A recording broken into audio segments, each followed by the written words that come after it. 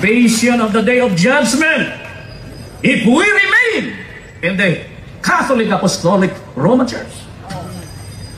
The name of Christ is denied and forgotten. Usa man nga sa Biblia, gibasa ko na, Iglesia ni Cristo. Iglesia ni Cristo. Gilisdan, Katolika, Apostolika, Romana, Gitimo, 1870. Wala ka na sa Biblia. Gitangtang ang pangalan ni Cristo. Yun ang propaganda sa mga ministro ni Felix Manalo na naunang nabutata sa mga debate sa pagpakigharapan nila sa mga CFD. At kaya kung siguro alam ng karamihan na noon grabe sila maghamon ng debate sa simbahang Katoliko sa mga CFD.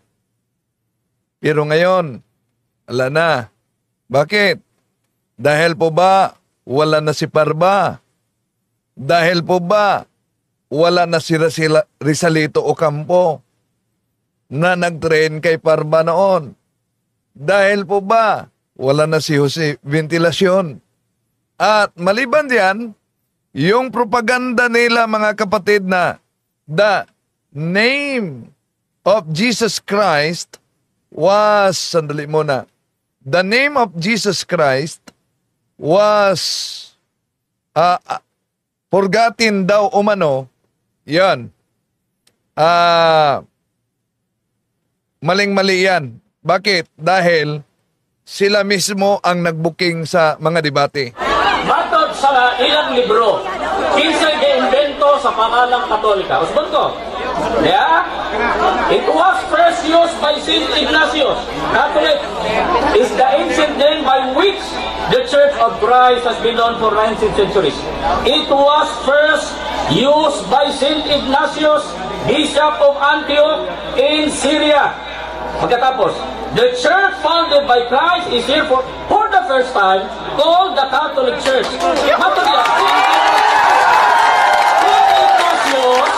Saint Ignatius invented the name.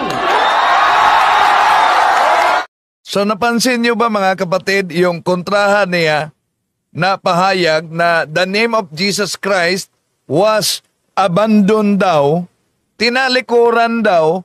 However, sa kaniyang nagkukontrahang pahayag, sinabi, the Church of Christ for the first time called Catholic Church. So, nagkontrahan na. At alam nyo, siguro maraming nakasaksi kagabi, pinasok kami ng kaanib ng Iglesia ni Cristo, balak na ipahiya, pero di niya inaasahan. Tatalakayin natin mga kapatid, ito bago tayo papasok sa punto por punto, samahan niyo ko. Kasi kamalingan, pag palaging inulit-ulit ay magmukha talaga ang katotohanan para sa ating mga kapatid na kulang ang kaalaman. Ang pagkadaya ay maranasan sa iba't ibang paraan. Pero napakasakit pag madaya tayo sa pananampalataya dahil nanganib pati ang ating kaluluwa. Viva Cristo Rey! Pro Dio et Ecclesia! Gusto po ba kayo na may bagong debate sa Iglesia ni Manalo? Comment kayo dyan mga kapatid. No? Dahil nag-contact si Bro Eric Romero sa akin noong meron daw hamon sa ibang diocese Iglesia ni Cristo. Naghahamon ang ministro. Pero ayon sa ministro, na kami daw umanong mga CFD ang magsulat doon sa central office na makipagdebate. Ba't sila ang naghamon pagkatapos kami ang magsulat sa central office? Ha? Ano ba yan? Pero ano sa palagay ninyo? Payag pa ba kayo na may panibagong debate sa Iglesia ni Kristong Tatag ni Felix Manalo? Di ba matagal-tagal na? At di na halubilo ngayon si Ramil Parba. Sige, comment kayo. Kung pabor ba kayo na magkakaroon ng panibagong debate sa Iglesia ni Cristo. Natatag ni Felix Manalo.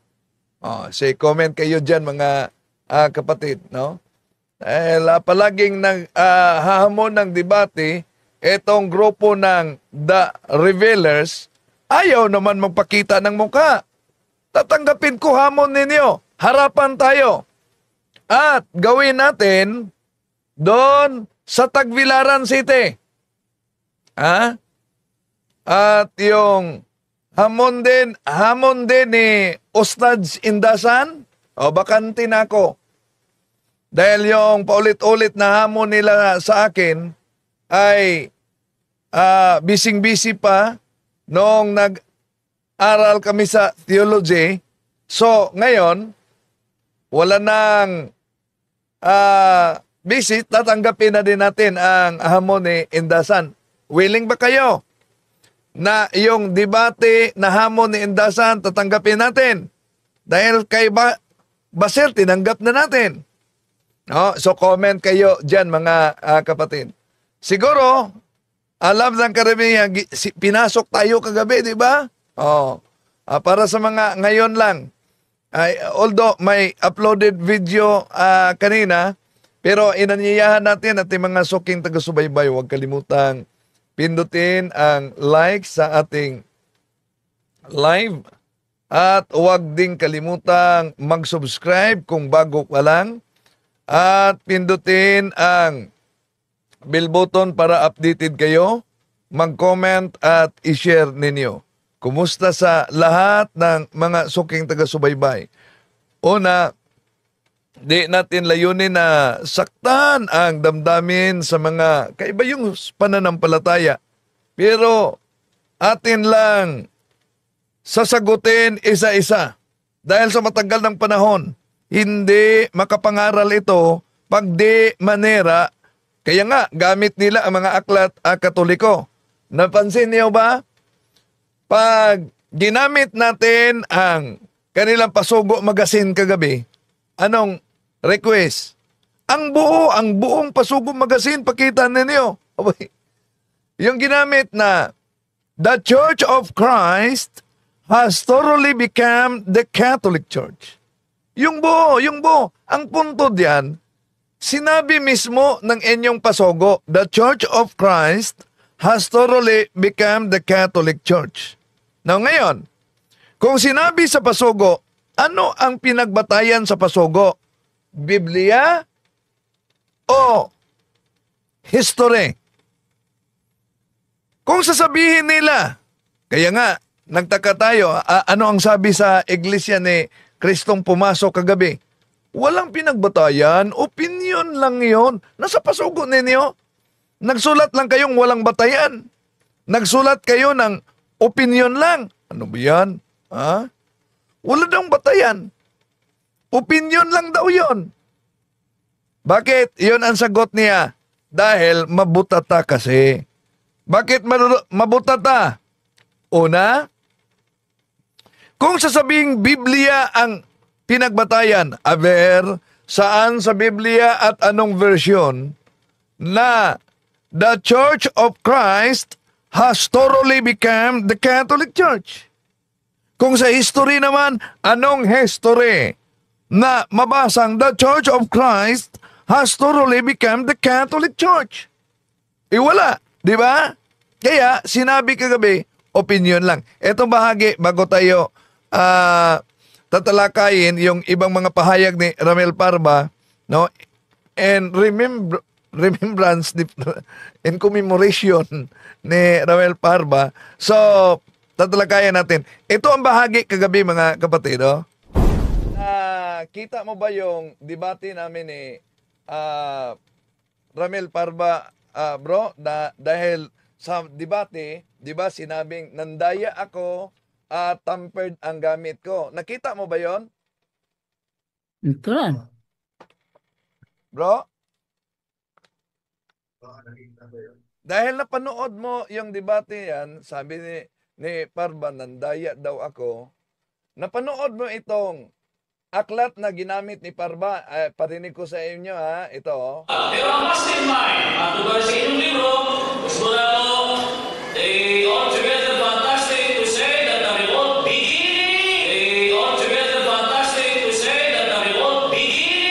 narinig mo ngayon na ginamit itong aklat na ito, How Did the Catholic Church? Anong sabi ni Parba? They altogether fantastic to say that the remote beginning. Narinig mo ang sinabi ni Parba, the altogether fantastic to say that the remote beginnings. Bakit sinabi ni Parba, the altogether fantastic to say na ang Yung nakasulat, ano po, yung na ang hard nakasulat, copy po. Yung pakita nyo Anong po. hard copy? Maliit lang yan, hard copy. dalawa ito, oh. Ito, Ayan oh. hard copy. Ito pa. Oh, dalawa to. Oh. Ah. So, ito pakita ko. It is not altogether fantastic to say that the remote beginning of the Catholic Church go back to the terrible day when Lucifer flung against the heaven skies his banners of revolt. Ang The tanong page dito ko- ba dyan, do? Bakit Ayun na nga. pagbasa ni Parba, nawala na ang nat? They altogether fantastic to say that Bakit naputol yung nut? Pakisagot bro, bakit doon naputol yung nut? Nawala yung nut pagbasa? Yung nasa video po yun. O yung sa video, binasa niya. Yung maliit po ba yun? Oh, yung Kasi parang maliit. nakita ko sa video, yung maliit, yung pinakita ni Bro Talibong, parang malaki po yun eh. Meron kang kopya? Wala. Wala po. Ah, Andyan, wala. do. Pareho lang, maliit. Wala. ang maliit. Okay, pakita natin ang maliit, ha? Ito, maliit. Ito, maliit. Ang gusto niya. Oh, malinaw na nakasulat, it is not altogether fantastic to say. Parang di napansin nila paano nandaya ang kanilang ministro. Rinig mo na ang pagbasa ni Parba. Tanong, Ah. nang tinanggal ni Parba ang salitang nat, pandaraya yun, hindi. Di ko lang po alam kung ano yung gamit yung aklat. Baka iba-iba po yung mga... Oh. Narinig ba niya yung pahayag ng the Revealers na binasa talaga ng the Revealers yung it is not altogether fantastic to say. Oh, narinig mo ba daw? Nabinasan the revealers yan. Di ko alam kasi hindi naman ako araw-araw nanonood pa. Pagka dumadaan lang sa TikTok, doon lang ako nakakapanood. Meron ka bang video ba rin doon? Nabinasa nila ba rin? Yes. Wait, Va. It is not altogether fantastic to say that the remote beginnings. Oh, balik. Ulit. Balik. Wait, Va. It is not altogether fantastic to say that the remote beginnings Oh, so nabasa talaga. It is not altogether. Si Parba. pero ang must in mind, at lugar sa inyong libro, gusto na ko, they altogether fantastic to say that the remote Yan. beginning. Oh, so the altogether fantastic to Oh, say. ngayon. Pero sa the Revealers, Wait, Va. It is not altogether fantastic to say Ito nga yung tanong ngayon dito, bro. Sino ang nagsasabi ng totoo? Si Ramel Parbo o si Syriac ng The Revealers? Sagutin mo, bro. Sagutin mo. yan ang pagpasok kagabi no sa INC. Nawala ang gusto ko na matulog sana, no? Nawala. Oh. Okay. So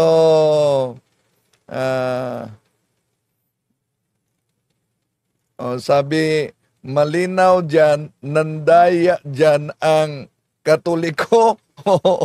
Sabi ni Kenji, pinalitan ni Ka-Windel Talibong. Imagination lang ninyo yan. Dahil yun ang gawain. Pag may mabasa, pinalitan. Pero, yung binasa ni Parba na parang di halata na nandaya, ang binasa, binago niya. O kaya nga, di na makasagot yung INC. No? Okay. So, una, ang argumento ng mga kaanib sa Iglesia ni Manalo, balikan natin si Parba, ha? How can we attain salvation of the day of judgment if we remain in the Catholic Apostolic Roman Church. The name of Christ is denied and forgotten. Usa man na sa Biblia, gibasa ko na, Iglesia ni Cristo. Iglesia ni Cristo. Gilisdan, Katolika, Apostolika, Romana, Gitimo, 1870. Wala ka na sa Biblia. Gitangtang ang pangalan ni Cristo. Oh, yan. Tinanggal daw umano ang pangalan ni Kristo. Mali. Dahil siya mismo ang nagbuking sa kanyang sarili. Tingnan niyo. Matod sa ilang libro, kinsay gi-invento sa pangalang Katolika. Usbon ko. Yeah? It was first used by Saint Ignatius. Catholic is the ancient name by which the Church of Christ has been known for 19 centuries. It was first used by Saint Ignatius, Bishop of Antioch in Syria. Pagkatapos, the church founded by Christ is here for the first time called the Catholic Church.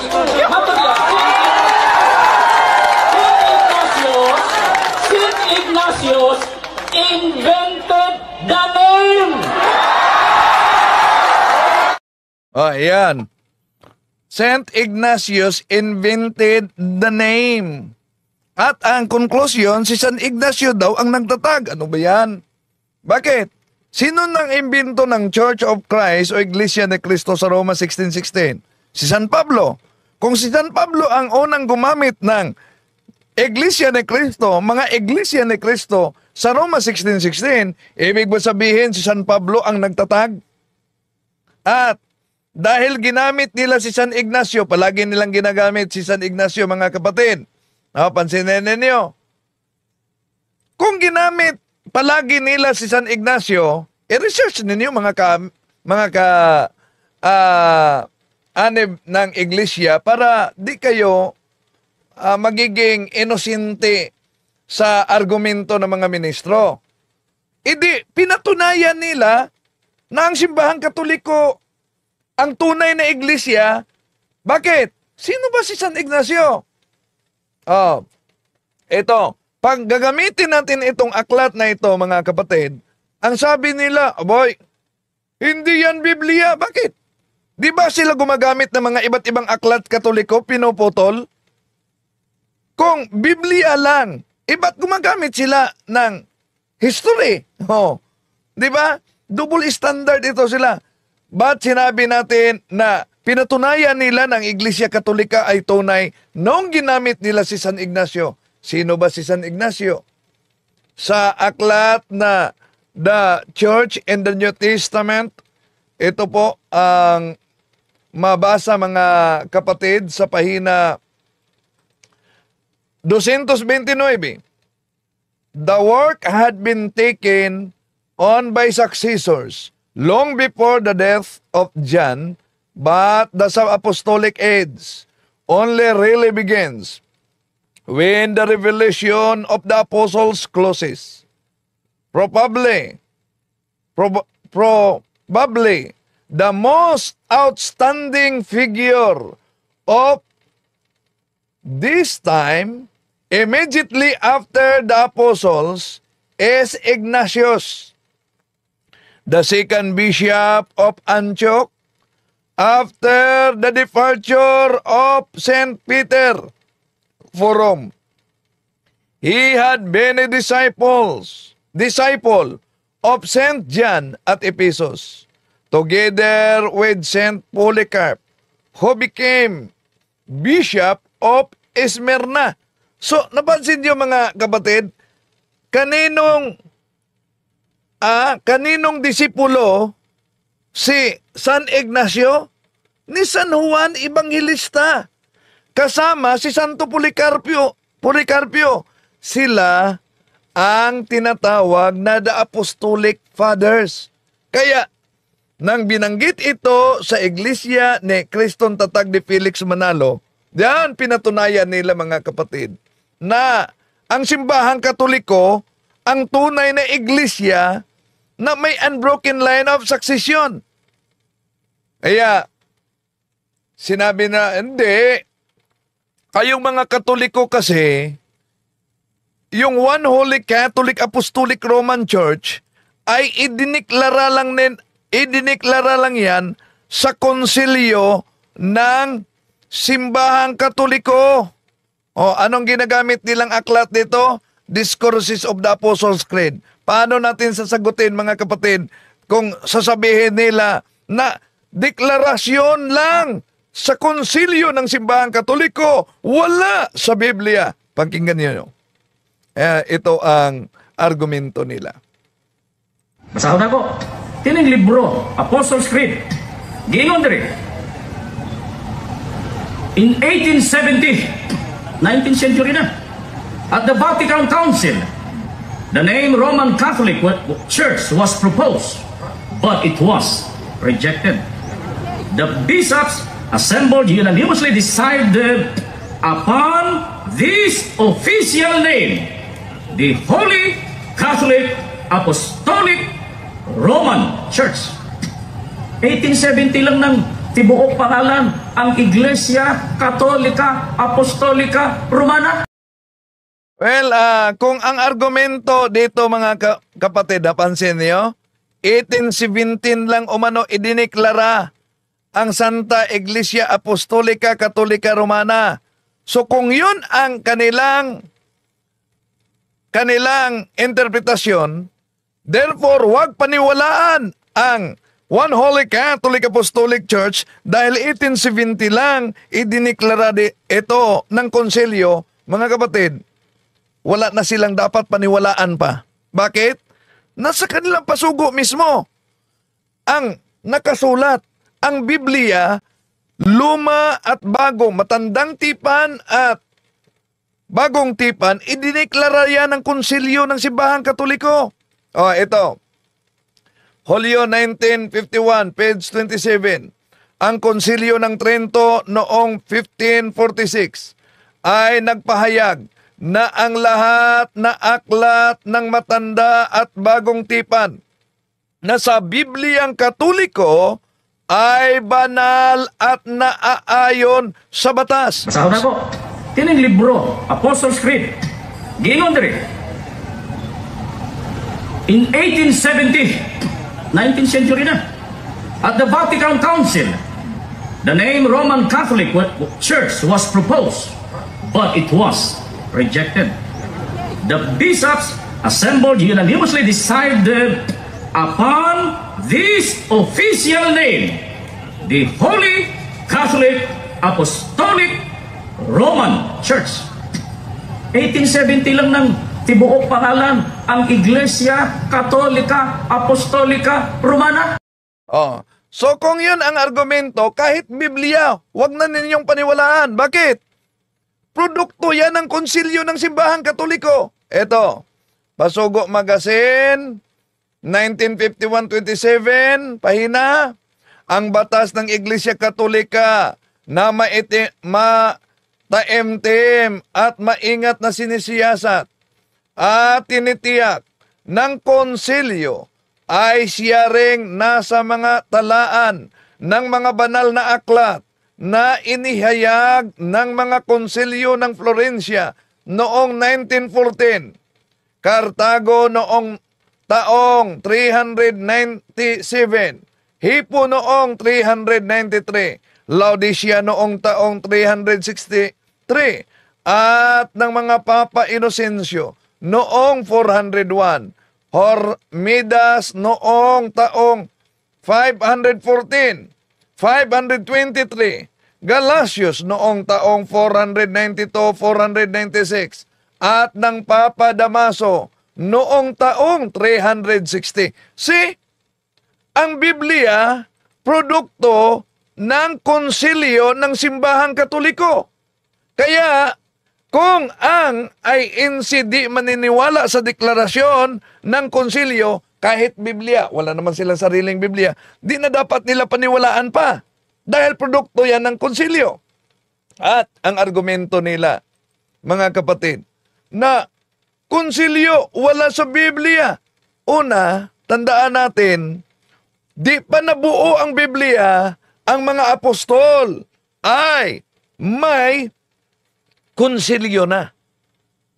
Sa pamamagitan ng konsilyo talaga ng simbahan, Hindi lang tulad ni Felix Manalo na nagkulong sa loob ng kaniyang room, 3 gabi, 3 araw, di kumain, di natulog, paglabas, anghel na. Oh, di ganyan. Walang pagkakaiba yan eh. Pastor Kibuloy, di ba? Ganon din si Pastor Kibuloy. Walang pagkakaiba yan kay Muhammad. Ganon din kay Muhammad ang punta ng kuiba. Nakakita daw ng arkanghel. Oh. So walang pagkakaiba yan. Pero ang mga alagad ng ating Panginoong Hesus mula ni San Pedro, anong sabi ng ating Panginoong Hesus? San Juan 21:17, malinaw, pakainin mo ang aking mga tupa. Anong sabi? Pakainin mo ang aking mga tupa. Ang tanong, kung pakainin ang mga tupa, ibig ba sabihin, pabasahin lang sila ng Pasugo Magazine o kaya Biblia? Hindi. Ang sabi diyan sa Jeremiah chapter 3 verse 15, I will give you a pastors. Pastors, plural. According to my own heart, and they shall feed you with knowledge and doctrine. Ano daw ang ipakain? With knowledge and doctrine. So, kung gayon, paano ba pinakain ng doktrina at karunungan ang unang Kristiyano noong di pa nabuo ang Biblia? Paano? Ito, ginagamit din ito na salin ng INC na mga ministro, Christian Community Bible. Ginagamit nila. Tingnan niyo ang Gawa, Acts of the Apostles, chapter 15, verse 1. Ito ang ating mabasa. The Council at Jerusalem. Sino daw ang nagawa ng konselyo ng Jerusalem? Walang iba. Ang mga apostolis. Hindi lang kung mapansin ninyo, ang kanilang aral, nagsagawa talaga sila ng konselyo to solve the issue. Konselyo. Hindi pinabasa ng Pasugo Magazine o iba't ibang version ng Biblia. Ito pa, na salin. Anong mabasa? Tingnan natin ang Acts chapter 15 verse 1. Ito, the council at Jerusalem. So, banat na banat sila sa konsilyo ng simbahang Katoliko, pero ang mga apostles nagsagawa ng kauna-unahang konsilyo taong 50 Anno Domini sa Jerusalem. Pagkatapos, anong nangyari nang nagsagawa sila ng konsilyo? Ito, paboritong salin ng Iglesia ni Manalo, mga kapatid. Ano? Mabasa natin sa Acts of the Apostles, chapter 16, verse 4. Ito ang ating mabasa. O, pansinin ninyo. And as they went through the cities, they preached unto the people to obey the decrees which the apostles and elders had written at Jerusalem. Ano daw? To obey the decrees. Saan galing ang decrees? Sa council at Jerusalem. Kaya nga, ang simbahang Katoliko, because we are not Bible alone, meron tayong sacred council, ecumenical councils of the church, na kasama sa tinatawag na sacred scripture, ang sacred tradition. Sila, anong ori ang aral nila? Bible alone. Kaya wala silang pagkakaiba sa mga nagsasulputan kung ano lang ang mababasa. Yon, pabago-bago na ang aral. Naalala niyo ang sabi ni Egmedio Zabala, na isa sa mga founders Iglesia ni Cristo na naging Katoliko, pabago-bago ang aral. Kaya, mabasa ninyo sa mga 1951 Pasugo, 1952 Pasugo, 1953 Pasugo, mabasa ninyo, may Pasko pa sila ng mga Kristiyano. May Pasko pa, ang aginaldong handog. At ano ang sabi ni Igmedio? Binago-bago nila ang mga aral. Kaya, wala na silang Pasko. New Year na lang. Oh. So, mga kapatid, tinatalakay natin ito. No, comment kayo. Okay pa ba kayo na magkaroon ng harapang debate sa mga ministro ni Manalo? Sige, comment kayo. No? Diyan. At lalo na kung magkaharapan talaga, maganda. No, maganda. For educational purposes.